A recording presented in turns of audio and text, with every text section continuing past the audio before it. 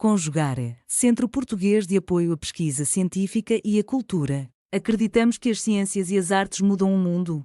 O conhecimento transforma, e isso nos motiva. 17ª Jornada Virtual Internacional em Pesquisa Científica, com o tema Educação, Cidadania e Práticas Educativas, realização dias 18, 19 e 20 de agosto de 2026.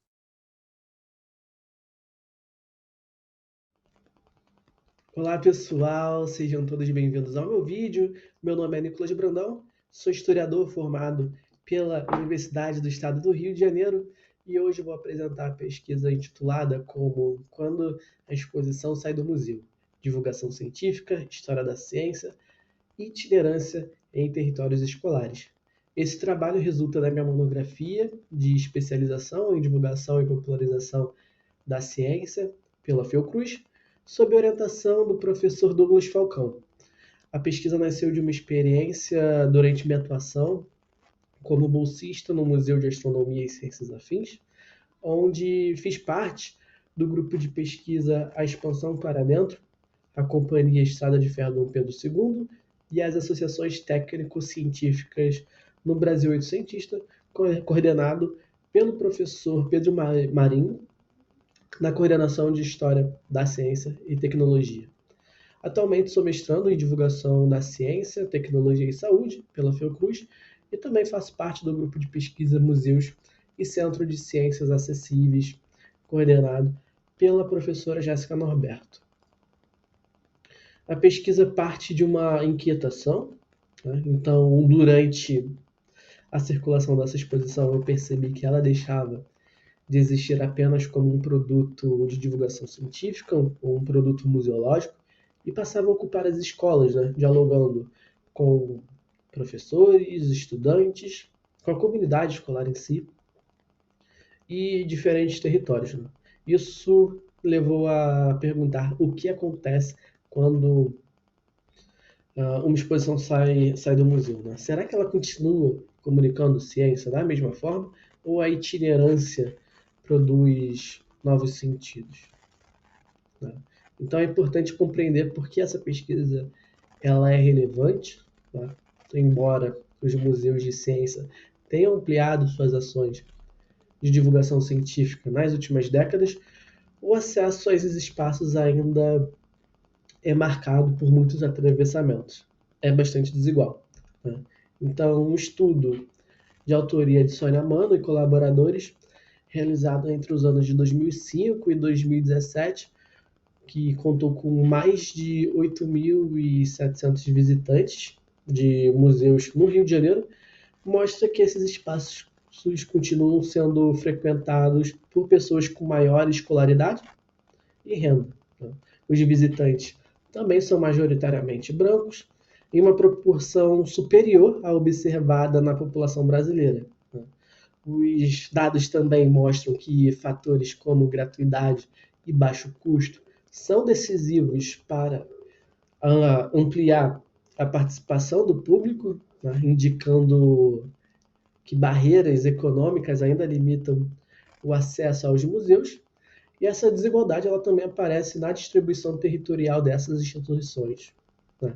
O Brasil conta apenas com 268 espaços de popularização científica, que se concentram principalmente nas regiões Sudeste e Sul. Já as regiões Norte, Nordeste e Centro-Oeste reúnem um número muito menor de museus, né, o que restringe o acesso de grande parte da população. Né? E como afirmam Massarani e Moreira, a distribuição geográfica e social dos museus de ciência no Brasil é profundamente desigual, concentrando-se nas áreas mais ricas das grandes cidades do Sudeste. Então, diante desse cenário, é fundamental pensar estratégias capazes de ampliar o acesso à divulgação científica.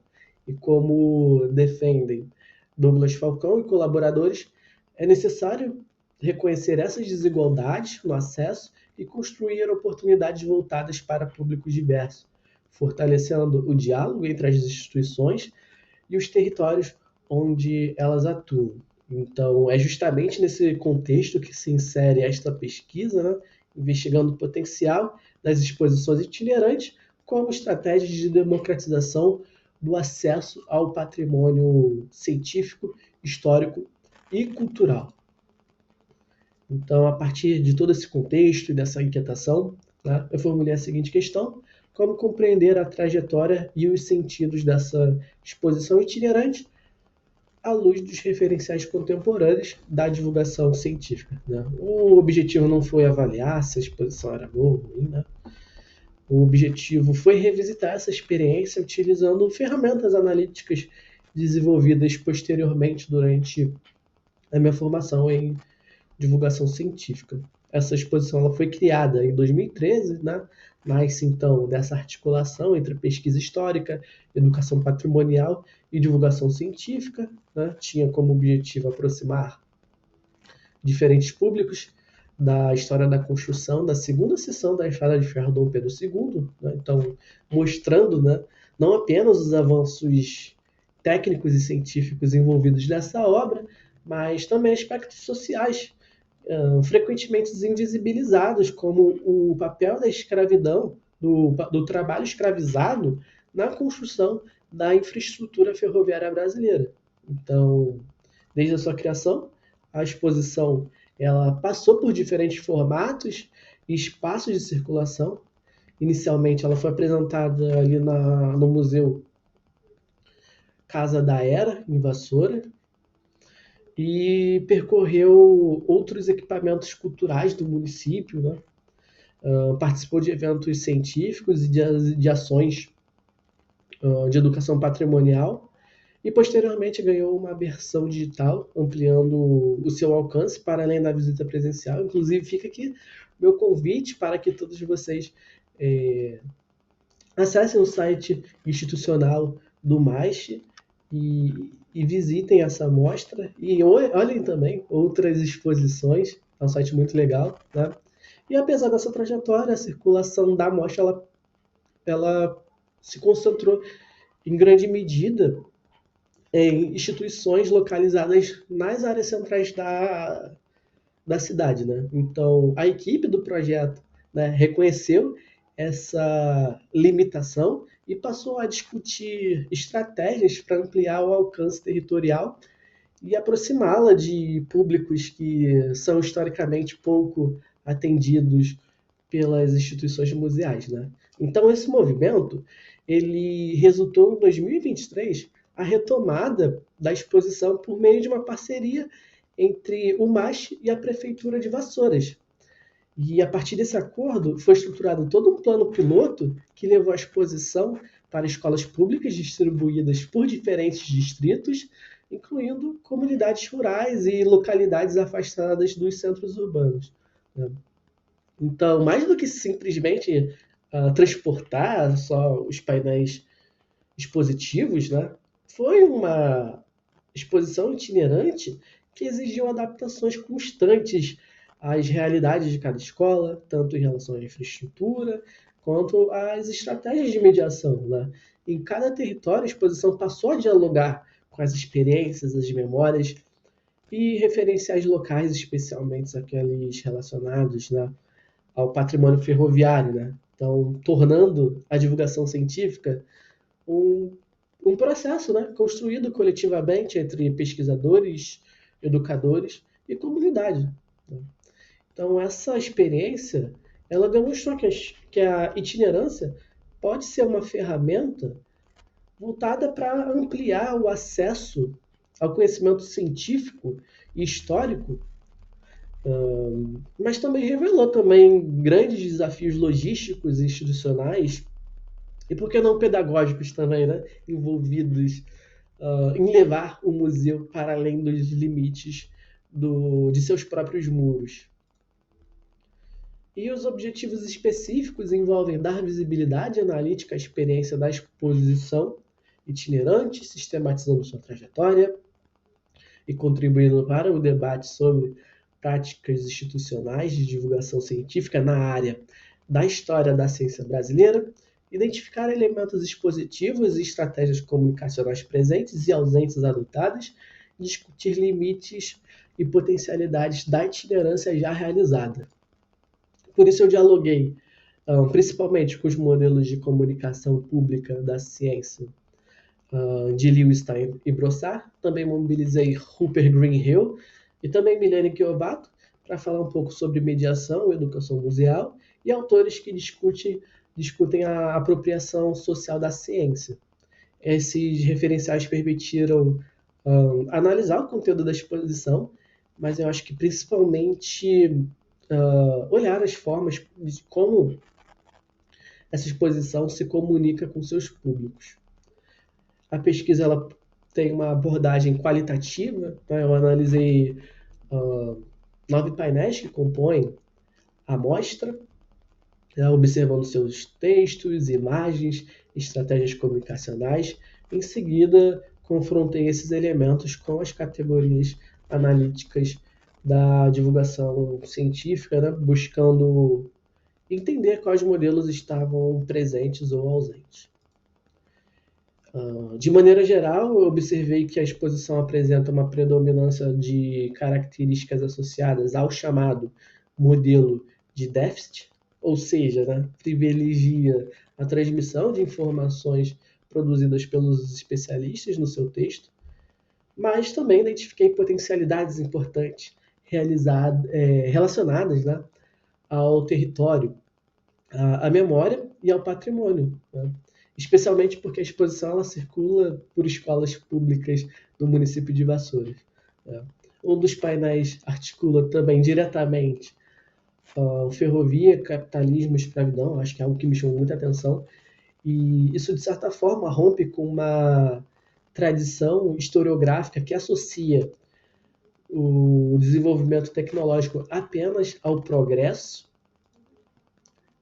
Outro aspecto importante observado na análise é a forma como a exposição estabelece vínculos com o território onde ela circula, né? Quando ela menciona ali Vassouras, as antigas estações ferroviárias, as famílias e os trajetos da estrada de ferro Dom Pedro II, né? O patrimônio ele acaba deixando de ser apenas um conteúdo histórico distante da realidade das pessoas, né? E eu acho que para muitos visitantes esses elementos fazem parte também de suas memórias, né? De suas vivências ou de histórias contadas por familiares, né? E eu acho que essa aproximação faz com que a própria história do território se torne uma chave para interpretar a exposição, né? Ampliando todo o potencial de apropriação social de um conhecimento que diz respeito a essa comunidade local, né? Mas essa potencialidade, ela também apresenta um limite, né? O simples fato de abordar referências locais não garante por si só que o público estabeleça essas conexões, né? Esse reconhecimento depende, em grande medida, do trabalho da mediação, né? Então, a atuação dos mediadores é fundamental para estimular esse diálogo, né? E a construção de novos sentidos. Acho que o principal argumento do trabalho é que a itinerância ela não é apenas um deslocamento físico da exposição, né? Quando uma exposição chega à escola, ela passa a dialogar com novos repertórios culturais, memórias locais e experiências dos visitantes, né? Por isso, acredito que a itinerância ela seja uma ferramenta que amplia significativamente o potencial educativo da divulgação científica, desde que seja acompanhada por estratégias de mediação que favoreçam o diálogo. Então, a minha principal conclusão é que ela não transporta apenas objetos, imagens e informação. Ela coloca em circulação novas possibilidades de encontro entre ciência, patrimônio, memória e sociedade. Esses são alguns dos referenciais utilizados para a construção dessa apresentação. Eu agradeço pela atenção e pela oportunidade de compartilhar essa pesquisa com vocês. Espero que as reflexões apresentadas contribuam para ampliar um pouco sobre o debate sobre divulgação, né, e democratização de acesso aos museus e ao conhecimento. Caso tenha alguma dúvida, comentário ou sugestão, eu vou ficar muito feliz em dialogar com vocês, tá? Muito obrigado novamente pela atenção e até uma próxima oportunidade. Realização, Conjugare, Centro Português de Apoio à Pesquisa Científica e à Cultura. Apoio, Editora Cravo. Inscreva-se no canal, comente, curta e compartilhe. Obrigado por assistir.